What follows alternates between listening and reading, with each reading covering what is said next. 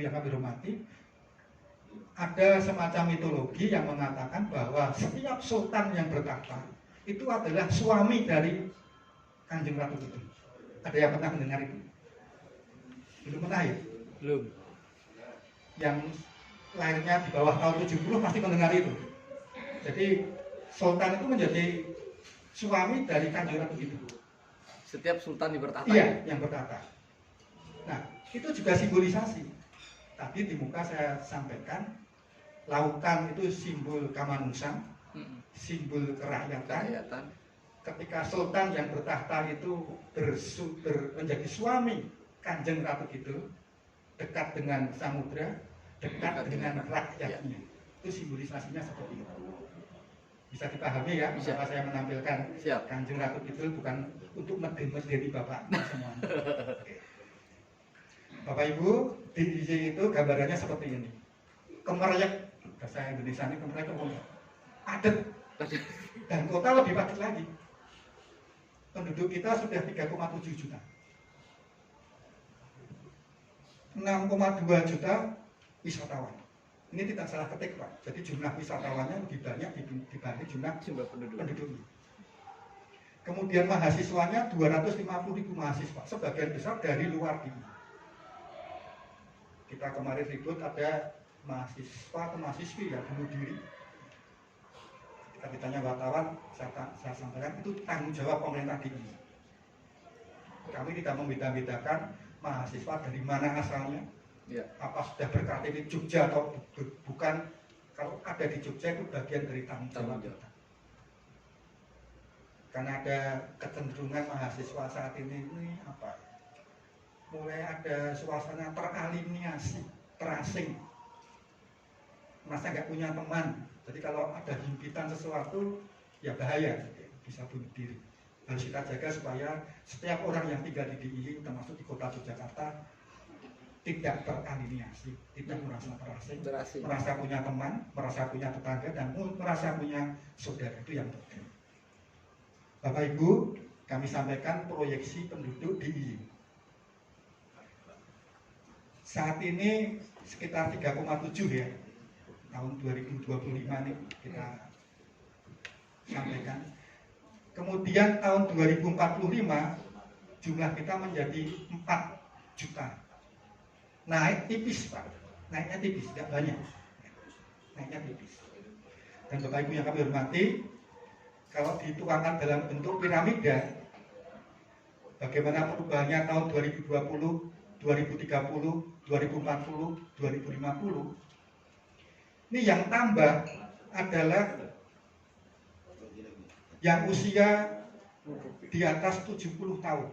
60 ini tambah. Sementara yang muda, yang bayi dan muda ini semakin kecil. Akibat dari kesehatan kita yang membaik, usia yang semakin tua semakin bertambah, yang muda berkurang, yang bayi juga berkurang. Dilihat dari pertumbuhan penduduk itu kan datang pergi, lahir mati. Soal mati, kematian kita semakin lama semakin tua. Kemudian soal lahir, Bapak Ibu, tingkat fertilitas DIY ini cuma 1,8.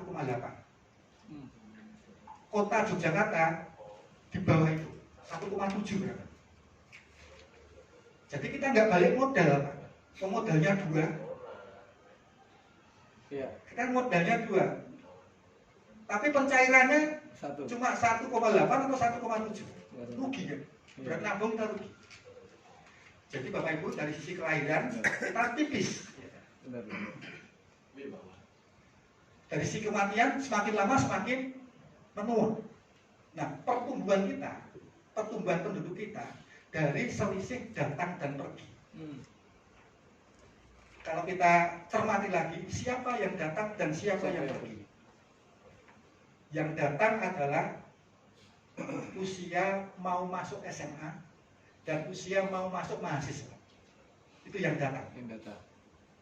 Plus usia mau pensiun, Pak. Itu yang datang. Semakin lama usia yang mau masuk pensiun, semakin banyak pasti. Setiap orang yang punya kenangan dengan Jogja, entah itu pernah kuliah, pernah sekolah di UGM ataupun di mana saja, di UII, UPN, kemudian sukses di luar DIY, pasti punya keinginan kembali ke DIY. Nah, Bapak Ibu, orang yang semacam ini, kalau beliau sudah sukses di luar DIY, duitnya banyak, depositonya banyak, tabungannya banyak, punya kenangan tentang DIY, beli rumah atau beli tanah di DIY, kata Pak Sultan, tahunan tidak pernah menawar. Nah, itu yang menyebabkan harga tanah di DIY naik. Warga DIY yang asli malah nggak bisa beli tanah di DIY karena harganya naik. Itu yang pertama. Yang kedua, karena harga tanahnya naik, untuk investasi menjadi tidak menguntungkan. Ini yang harus kita perhatikan. Karena bagaimanapun kalau bikin usaha, bikin hotel, bikin pabrik, kan butuh tanah. Ketika harga tanahnya sulit, kan kita cari tanah yang di bawah 2 juta sekarang. Di Kulon Progo saja sudah 1 juta lebih, di pelosok gitu. Betul. Apalagi di kota nggak ada yang di bawah 2 juta. Nah, ini warga DIY sulit beli rumah, investor sulit beli tanah untuk investasi. Ini efek dari yang datang orang-orang senior yang punya serikat. Nah, ini jadi tingkat ketergantungan kita semakin lama semakin tinggi. Dan Bapak Ibu yang kami hormati, kalau kita pernah mendengar apa yang disebut dengan bonus demografi, orang-orang di luar DIY, provinsi-provinsi di luar DIY itu masih bisa menikmati bonus demografi sampai tahun 2043. 2043. Nah, kita di DIY hanya bisa 10 tahun sebelumnya, 2033. Itu bonus demografi, di mana yang berusia produktif lebih banyak dibanding yang tidak produktif. Selesai tahun 2033. Setelah itu ketergantungannya semakin tinggi, dan semakin tinggi. Ada satu kabupaten di DIY yang tidak pernah menikmati bonus demografi, yaitu Gunung Kidul. Karena penduduk yang produktif keluar semua. Tinggal penduduk yang tidak produktif yang tinggal di Gunung Kidul. Kalau kota Yogyakarta, alhamdulillah setidaknya sampai tahun 2033 masih bisa menikmati bonus demografi.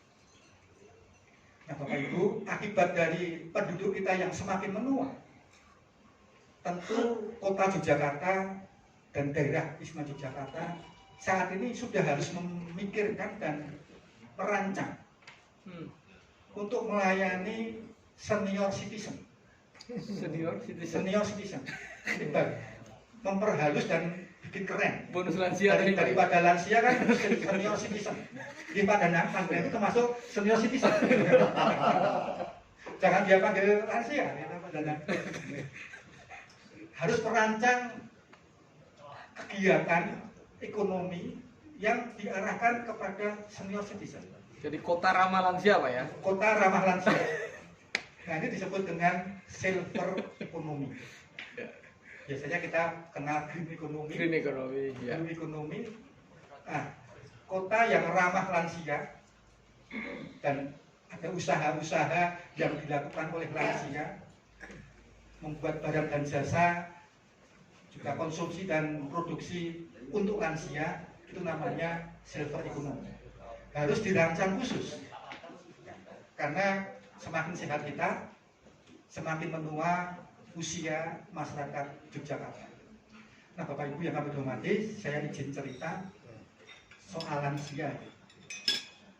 Ada caregiver itu apa?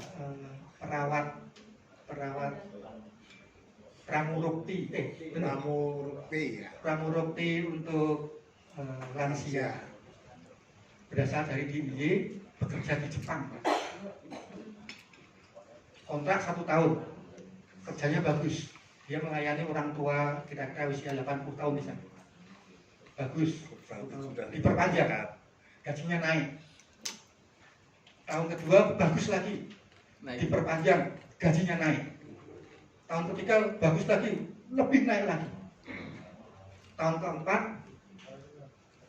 perawat ini minta pulang ke salah satu kabupaten, saya sebut Bantul. Pamit, digondeli oleh yang dirawat, yang dirawat, Iya, majikannya lah. majikannya. Ya. Tak tambahi ping pindho gajimu. Baik, kalau begitu 1 tahun lagi ke sana bekerja mau. Kemudian dia sudah kangen kampung desa halamannya. Tahun kelima nggak mau diperpanjang. Oke, kalau maunya begitu, Ikut. aku sing melu kowe. Dalam bahasa Jepang, aku ngerti bahasa Jepang ya. Iya, iya. Aku sing melu kowe. Ya, sempat viral tuh, Pak. Dan itu terjadi sungguh-sungguh. Iya. Warga negara Jepang ini menjadi ber-KTP Bantul. Bantul. Ya. Pindah. Ini contoh betapa ekonomi silver ini ya. bisa melompati batas-batas wilayah, batas-batas negara. Ini kadang cocok karo wong tuwa, piro wae dibayar, Pak. Ya. Jadi saya itu hampir tua ya, Pak. Hampir tua ya, Pak ya? Hampir tua. Belum Hampir tua. menjadi silver ekonomi. Barang-barang yang saya miliki ini adalah barang-barang yang dulu saya impikan ketika SMA. Iya, Pak. Ya. Iya, iya. Yang dulu nggak kebeli.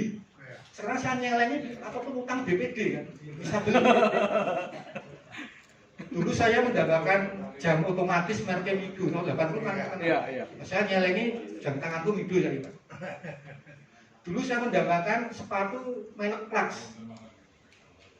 Nyelengi utang oleh sepatu Clarks. Dulu saya pengen mobil itu yang dimiliki catatan si Boy itu Pak. Apa? BMW 381. 381. Oh, 318. 318. 318. Berapa tak koyak? Pakai utang gitu. Jadi silver ekonomi itu seperti itu, Pak. Iya. Ini bagian dari ekonomi kreatif Hmm. yang bisa dikembangkan oleh warga kota Yogyakarta. Dan tentu perlu support kebijakan, support teknis juga dari pemerintah kota Yogyakarta termasuk Dewan Kota Yogyakarta untuk silver ekonomi. Termasuk juga masalah-masalah yang dihadapi oleh lansia, masalah kesehatannya, masalah kesepiannya. Saudara itu pernah mengeluh pada saya, Pak, aku ini kesepian. Teman-temannya sudah banyak nggak ada. Jadi ketika sambat itu sudah pada adiknya, bahkan anaknya dan cucunya. Yang sepantaran wis entek. Saya pernah dulu ketika pas COVID parah di Jogja, kemudian ada simbolisasi untuk vaksin ya. Mbok tulung kata ngesot dalam. Aku ini di pas vaksin dikancani kanca-kancaku sing sak pantaran. Dan tidak menemukan yang sepantaran teman SMA dan sebagainya dan tidak menemukan. Kalau yang miskin ya banyak, Pak. Gimana? Kalau sepantaran miskin banyak. Ada sepantaran tuh ya mereka kenal itu loh. Iya. Kenal ya. Sepantaran misalnya Teman SD-nya contoh itu SMA. Teman SD-nya itu mati lelek depan Iya, iya loh.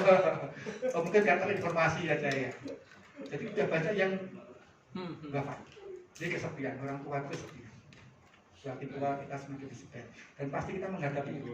Dan bagaimana hadirnya pemerintah di situ. Itu harus kita pikirkan. Nah, soal kewilayahan, kami harapkan kita sudah punya RT RW tahun 2023 sampai 2043. Mohon kiranya dalam kebijakan-kebijakan di kota pun similar dan sebangun dengan tidak sama ya, sebangun tidak sama, tapi bisa sesuai dengan penataan ruang.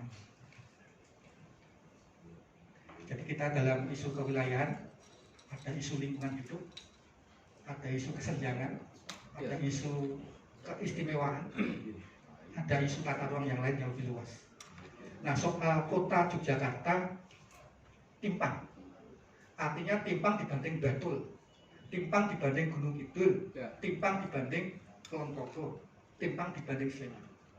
Ya kalau banding Sleman agak tipis ya timpangnya. Kalau dengan wilayah selatan Bantul, Gunung Kidul dan Kulon Progo timpangnya agak lebar. Artinya lebih tinggi kota Yogyakarta. Ini ketimbangnya seperti itu. Kemudian soal kemiskinan. Ini paling baik tingkat kemiskinannya itu kota Jogja. Kota. Hanya 6,62. Lebih rendah dibanding DIY yang 11,49 dan lebih rendah juga dari nasional yang 9,57. Kalau DIY ini kemiskinannya lebih banyak atau lebih tinggi dibanding nasional. Nah, kota ini di bawah DIY dan di bawah Nasional. nasional. Tapi tetap ada yang miskin, Pak. Nah, ini seperti tembok Berlin, Pak. Ini tembok imajiner saya Ya. terkait dengan kemiskinan kota. Kita perhatikan. Semakin merah itu semakin tinggi kemiskinannya. Semakin putih semakin rendah kemiskinannya. Yang banyak putihnya sisi mana? Sisi timur. Yang banyak merahnya sisi barat. Barat. Jadi kalau kita ada tembok imajiner, Ya. Jogja Barat itu lebih miskin dibanding Jogja Jogja Timur. Timur. Oh, oke. Ini lebih banyak ini. Nah, ketimpangan dari sisi kemiskinan di situ kalau Barat ini. Tertinggi yang miskin itu Kelurahan Tegal Panggung. Oh, iki sapa iki? Dapur sapa iki? Dapilnya siapa ini? Dapur siapa? Tanggung jawab. Tanggung jawab. Tegal Panggung itu miskinnya tertinggi. Sak kota Yogyakarta 30,30%. Kalau data saya salah, saya terima ini dari statistik ya, Ya. dari BPS. Yang terendah kelurahan tahunan 2,53% tahunan. Sedang karo wali kotane yo mestine kopen gitu. Mungkin tidur balik kota kan? Ya. Tahunan. PK Bitingan. Soal bayi Andres yang miskin bukan tanggung jawab saya ya. Jadi kira-kira begini Bapak, kalau ada tembok Berlin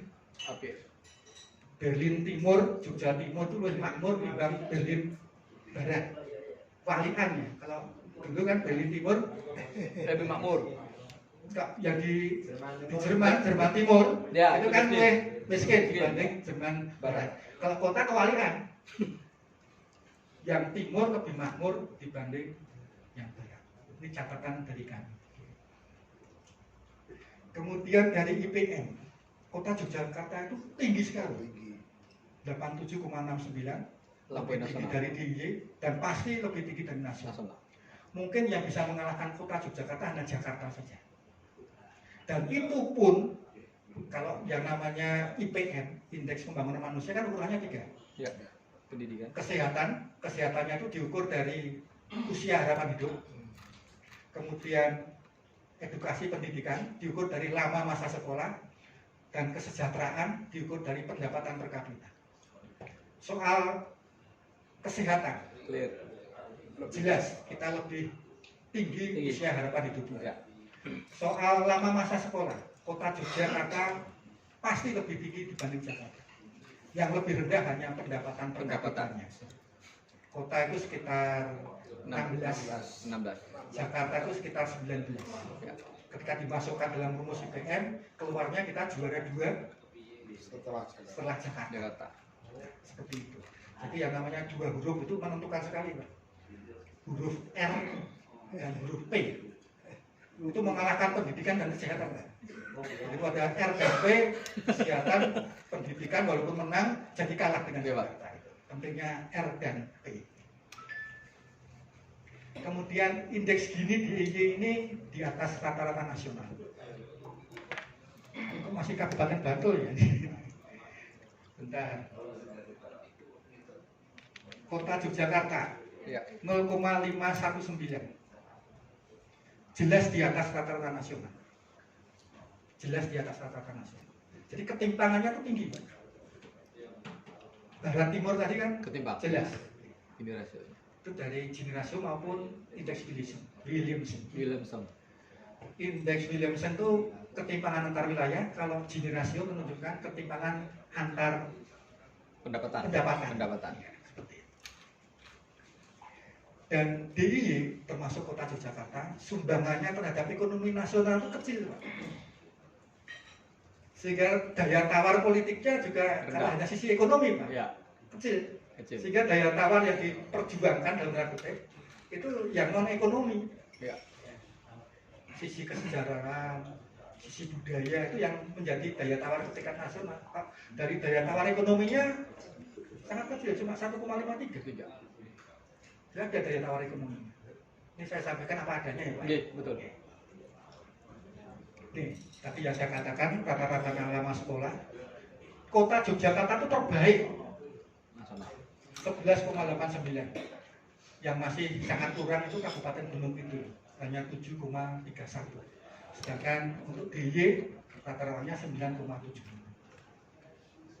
Bapak Ibu, kalau untuk rata-rata lama sekolah, jangan kemudian kita mempunyai pendapat di atas 6 tahun, di atas 9 tahun, maaf, di atas 9 tahun sekolah, itu kan sudah bukan tanggung jawabnya kota kabupaten, Ya. tanggung jawabnya DIY. Iya. Yang namanya SMA itu kan sudah tanggung jawab provinsi. Ya. Tanggung jawab kota dan kabupaten hanya SD dan SMP. Nun sewu jangan berpikiran semacam itu. Oke. Yang akan mempertinggi harapan masa sekolah itu bukan hanya sekolah yang bagus, guru yang bagus, sekolah yang dekat dengan rumah, fasilitas sekolah, bukan itu. Tapi faktor-faktor non pendidikan juga mempengaruhi. Faktor keluarga, faktor ekonomi.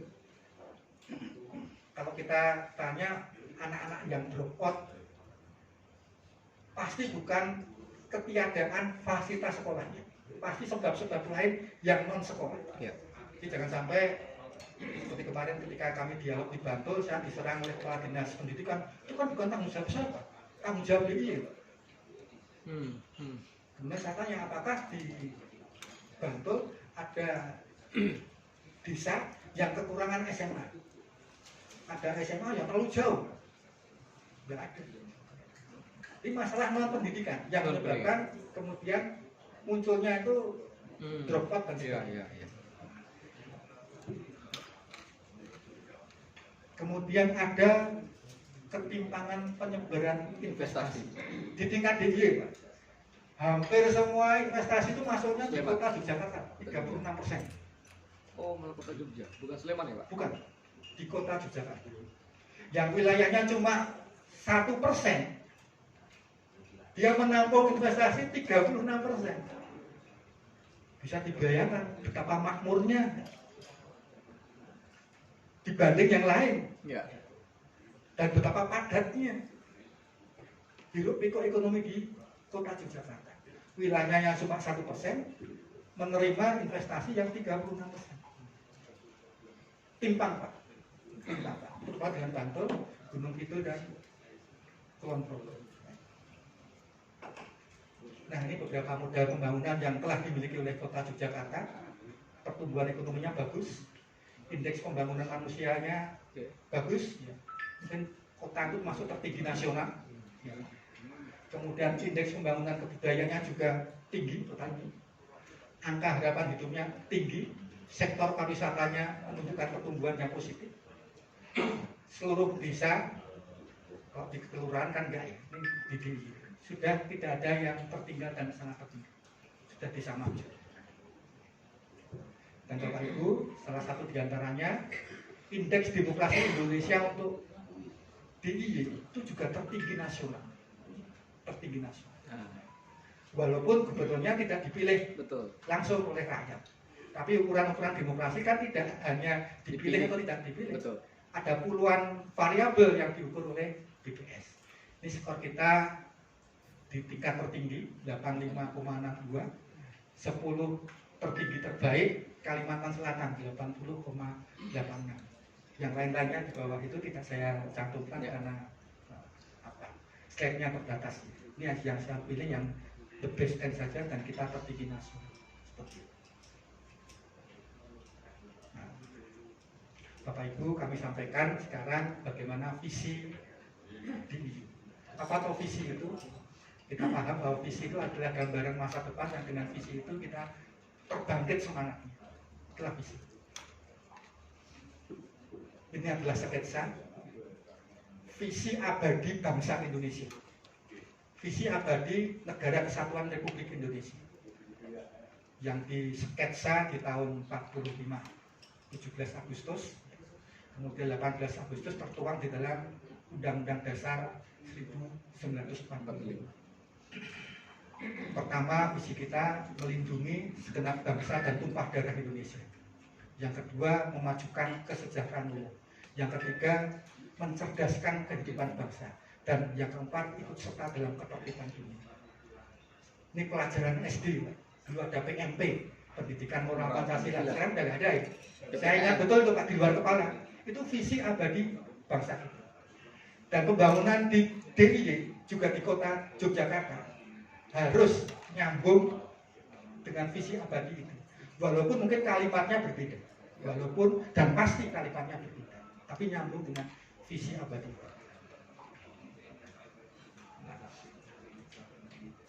Artinya harus ada semacam cascading, semacam air terjun dari visi nasional yang abadi tadi ke visi DIY, ke visi kota Yogyakarta. Dan saya yakin sudah nyambung. Nah, ini keterkaitan rencana pembangunan jangka panjang nasional, tingkat nasional dan tingkat DIY. DIY ada ukurannya pancamulia. Walaupun kalimatnya berbeda, tapi ini nyambung, Pak. Ya. Cascading. Kota juga pasti nyambung. Nah, untuk rencana pembangunan jangka panjang DIY sampai tahun 2045, ini kita harus memastikan tujuan-tujuan kita diberi hak istimewa itu harus tercapai, Pak. Kemudian keterpaduan pembangunan antar daerah, termasuk dengan kota Yogyakarta. Juga wujudnya Jogja Smart Province yang didukung oleh kota Yogyakarta. Merupakan satu bagian yang tidak terpisahkan. Jogja Smart Province dengan Smart CT-nya Yogyakarta itu tidak bisa dipisahkan. Kemudian reformasi kelurahan, tadi diawali Pak Sarip, reformasi kelurahan dan kelurahan ini apa itu ya? Memang gak beda, Pak. Kelurahan itu sebuah entitas politik yang beda dengan kelurahan. Kalau kelurahan itu semacam OPD, Pak. Semacam dinas. Karena seluruh pegawai kelurahan di kota itu kan ASN, tanpa pemilihan. Sedangkan kelurahan itu Pak Lurahnya dipilih, punya rumah tangga sendiri dalam tanda kutip. Sehingga perlakuan kita terhadap kelurahan yang ada di Bantul, Gunung Kidul, Sleman dan Kulon Progo beda, Pak, dengan kelurahan. Kita sedang ciptakan, sedang kita kreasikan bagaimana kelurahan yang ada di kota, walaupun bersifat administratif, tapi juga ada nuansa yang tadi dikatakan asimetris. Kita sedang coba untuk gagas bersama, dan mestinya yang asimetris ini tidak hanya sebutan, tapi juga kemanfaatan bagi masyarakat setempat. Kalau Bapak Ibu punya masukan tentang isu-isu kelurahan yang asimetris, kami sangat menantikan itu. Kami sangat menantikan itu. Tidak hanya sekedar sebutan atau nomenklatur, tapi kegiatan-kegiatan yang nyata untuk memberdayakan masyarakat di kelurahan di kota Yogyakarta. Nah, kami juga akan menyampaikan dream, impian masyarakat kota Yogyakarta tentang kotanya. Ini kami dibantu oleh Bapeda Kota Yogyakarta, juga Fakultas Teknik UGM. Kita survei kepada, walaupun sedikit Pak, 222 responden mewakili Gen Z, Gen Y, Gen X, dan Baby Boomer. keterwakilan umumnya seperti itu, keterwakilan pekerjaannya ada jenis dari PNS sampai apa, sampai buruh ada. Ditanyakan 3 kata yang diinginkan untuk kota Yogyakarta. Kota Jogja. 3 kata. Satu orang ditanyakan 3 kata yang diinginkan. Jawabannya terbanyak itu 1 sampai 5 ya. Bersih, aman, nyaman, berbudaya, hijau. Itu terbanyak, Pak, yang diinginkan oleh responden kita. Lalu kemudian ingin sejahtera, smart city, tertib, maju, damai, indah, modern, berkelanjutan, ramah, sehat. Di warna kuning itu yang paling banyak, bersih, aman, nyaman, berbudaya, hijau. Jadi terbanyak itu tidak memimpikan yang canggih-canggih sebenarnya. Simple ya. Simple, Simple. ya kan? Misalnya smart kan di bawahnya, sejahtera di bawahnya, Iya. modern di Di bawahnya. bawah. Jadi simple keinginan mereka, sebagian besar. Nah, harapan lebih detail lagi, bebas sampah dan ingin pengadaan soal kelola sampah. Yang kedua, peningkatan kualitas, kuantitas, dan akses terhadap ruang terbuka. Tempat bermain itu sulit sekarang, Pak. Sulit. Betul, Pak. Tinggal HP saja untuk bermain. Aman dari kriminalitas. Kriminalitas. Kemudian kesejahteraan dan peningkatan kualitas hidup luasnya. Peningkatan kualitas jangkauan transportasi. Yang keenam, kota Yogyakarta sebagai kota pusat budaya, pendidikan, dan wisata. Bebas dari kemacetan, wah pergelangan ini. Dan penataan ruang parkir juga angel. Kota pintar dan kota modern. Kenaikan UMR, Dilakoni. istilahnya kan? Ya. Masyarakat datang ke pagi barang tripartit. Bebas polusi. Bapak Ibu, tahun 2014 waktu saya kepala Bapeda Bantul pernah dolan dibiayai oleh Lapan ke Jerman dan Denmark. Di Denmark itu ada baliho besar tuh tulisannya Denmark the Big Zero. Denmark the Big Zero, nol besar. Biasanya kalau mendengar nol besar itu asosiasi kita kan jelek, Pak. Jelek, ya. Tapi Denmark the Big Zero, dan hanya itu tulisannya, nggak ada gambarnya. Saya tanya pada pengemudi yang mengantarkan saya, apa maksudnya Denmark the Big Zero? Oh, maksudnya itu zero polusinya, zero polusi udaranya, dan zero masalah kemasyarakatannya, penganggurannya zero. Apa langkah-langkahnya yang dilakukan?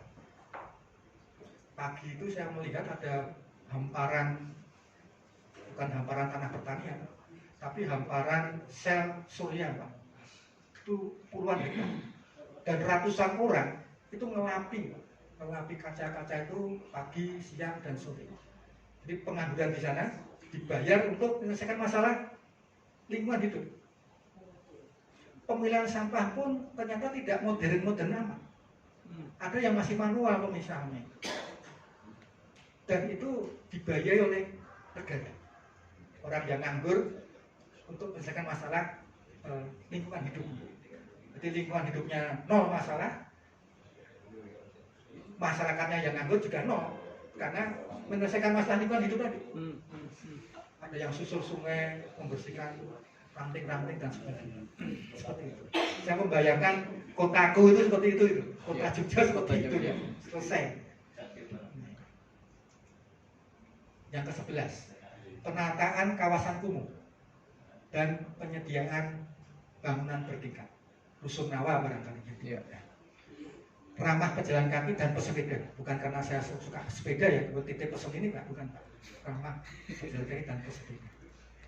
Pemerataan dan perbaikan ruas jalan, kemudahan administrasi dan pelayanan prima, dan yang ke-15 penataan dan pengelolaan infrastruktur.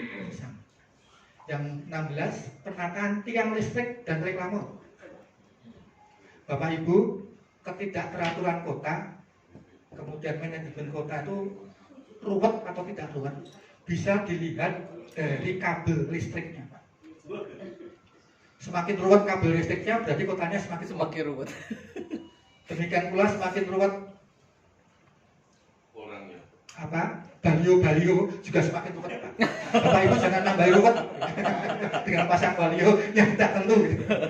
Mohon maaf. Sudah sepi Pak. Sudah sepi ya. 2 bulan. Kemudian peningkatan akses dan kualitas layanan kesehatan dan pendidikan, preservasi kebudayaan lokal, yang ke-19 peningkatan manajemen bencana, dan yang ke-20 sungai yang bersih. Wah, ini tantangan berat. Tantangan. Masih ada lagi Pak permintaan masyarakat. Pertumbuhan ekonomi yang lebih merata, wetan karo kulon, Iya. pendidikan yang berakhlak mulia, berbudaya dan menjaga kearifan lokal, kemudian ramah anak, inklusif, menjunjung tinggi toleransi. Itu yang diinginkan, 25 yang diinginkan. Terpetakan seperti itu. Barangkali hal-hal ini menjadi masukan pada ya. pengambil kebijakan, Betul. lebih-lebih kebijakan politik yang ada di DPRD Kota Yogyakarta. Nah, kemudian rekomendasi spesifik saya, kami juga mendengar dari ngesot dalam, cuma tidak disampaikan langsung pada panjenengan. Yang pertama, yang paling gampang Pak, verifikasi dan validasi data Benar Pak. untuk pengambilan keputusan. Yang kedua, perluasan cakupan dan kualitas layanan kesehatan, tingkatkan PHBS. Betul Pak. Berikutnya, tertibkan perindah ruang publik. Sepakat. Bapak Ibu, kalau kita rasakan, misalnya panjenengan keluar Jogja, mungkin ke Jakarta atau ke kota-kota lain, 3 atau 4 hari, kemudian datang ke Jogja. Itu suasana. Yang kita lihat di sepanjang jalan itu, kaki limanya luar biasa di Jogja ini. Jadi ruang publik itu hampir semuanya diokupasi kaki lima. Ini masalah juga bagi kita. Dan Bapak Ibu, kalau kita tengok lebih jauh, kita kaitkan dengan pertumbuhan penduduk tadi, yang datang dan pergi. Yang datang ini selain orang tua yang mau pensiun, ada orang yang cari kerjaan dari tetangga kanan kiri kita, dari Klaten, dari Purworejo, Magelang, kaitan nekat ke Jogja, karena yakin Jogja ini ramah juga terhadap sektor informal. Iya. Tumbuh sektor informal. Ramah PKL. Ramah PKL. Iya. Tapi kalau terlalu ramah juga gak baik, Pak. Dibanding negara-negara tetangga, sektor informal di Indonesia itu paling tinggi. Kalau di Malaysia itu sektor informalnya hanya sekitar 15-20%. Yang lain formal. Kalau di DIY atau di Indonesia lebih tinggi di DIY. Itu 80% itu sektor informal, yang 20% formal. Tapi secara rumus Pak, tapi itu juga membuat DIY dan Indonesia itu kuat ketika dihadapi situasi ekonomi. Betul, ketika darurat memang sektor informal menjadi bantalan penyelamat. Ya. Tapi ketika dalam ekonomi normal, sektor informal ini harus diformalkan. Menurut saya. Karena banyak hak-hak pekerja di sektor informal yang tidak diberi. Dia bisa menggaji pelayan warung hanya sekitar 700.000 rupiah per bulan. Ya. Padahal umumnya kita sudah 2 juta. Tanpa perlindungan. Padahal konsepnya banyak Pak. Sebut saja misalnya yang suka jajan di sekitar Kridosono, ada warung nasi goreng kan itu di depan nasi goreng sapi. Nasi goreng sapi. Iya. Itu sehari minimal 300 porsi Pak. Betul. Laku. Harganya 22.000. Padahal rumus jual makanan itu 40% untung Pak. Keuntungan ya. Silakan kalikan sendiri. Saya prediksi sebulan itu nggak luput dari 50 juta rupiah untungnya Pak. Tapi pekerjanya ya digaji itu paling-paling 1 juta tanpa perlindungan sama sekali. Ketika itu informal, tapi ketika sudah nanti formal kan harus tunduk Betul. pada ketentuan perundang-undangan. Ini. Jadi banyak yang sesungguhnya sektor informal itu mampu, tapi tetap menginformalkan diri supaya bebas dari kewajiban-kewajiban. Masih di Kota Baru ada penjual helm. Perhatikan di dekat Puskap ya, penjual helm. Beberapa di antaranya sudah punya toko helm, Pak. Ada di Kidul Perapatan Dongkelan, ada di Barat Perempatan Robrajan Utara Jalan. Jadi mereka punya kaki lima dan punya toko helm besar, Pak. Ini okupasi di ruang publik.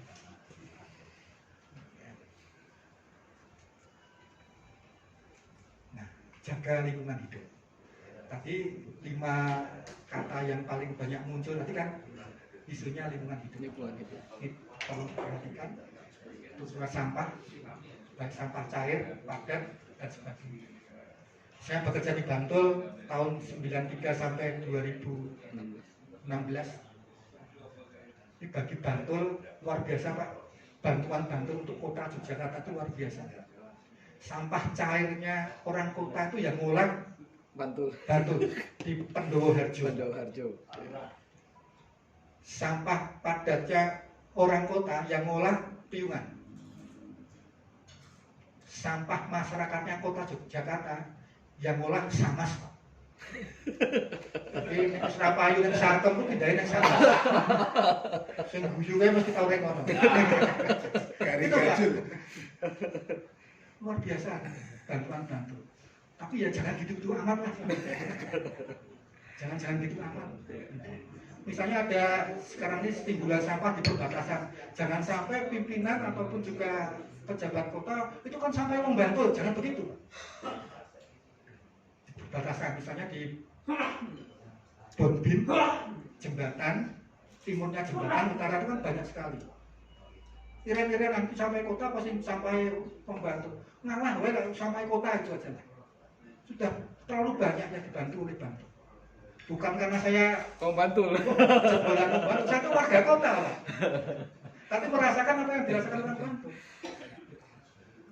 Berapa sih yang dibantukan oleh Kertomantul? Enggak seberapa. Enggak seberapa. Dibanding ya lingkungan hidup yang harus ditanggung oleh warga. Nah, yang terakhir. Ini bukan orang tua ya, Pak ya. Tapi Lao Tzu yang hidup kira-kira 3000 tahun yang lalu. Apa yang dikatakan Lao Tzu ini cocok dengan anggota dewan, Pak. Ya. Datanglah kepada rakyat. Hiduplah bersama mereka. Belajarlah dari mereka. Cintailah mereka. Mulailah dari yang mereka tahu. Bangunlah dari yang mereka punya. Ini rumus baku komunikasi pada rakyat untuk membangun. Dan ketika pembangunan masyarakat itu sukses, kemudian rakyat berkata, kami sendirilah yang merencanakan dan melakukannya. Tidak ada bantuan dari anggota dewan. Itu justru anggota dewannya sukses kok. Ketika masih dicari-cari, bantu lagi. Berarti gagal, Pak. Itu berarti gagal. Jadi ketika masyarakat itu mengatakan kami sendirilah yang merencanakan dan melakukannya, itu berarti keberadaan anggota dewan sukses untuk memberdayakan masyarakat. Terima kasih. Wassalamualaikum warahmatullahi wabarakatuh. Waalaikumsalam warahmatullahi wabarakatuh.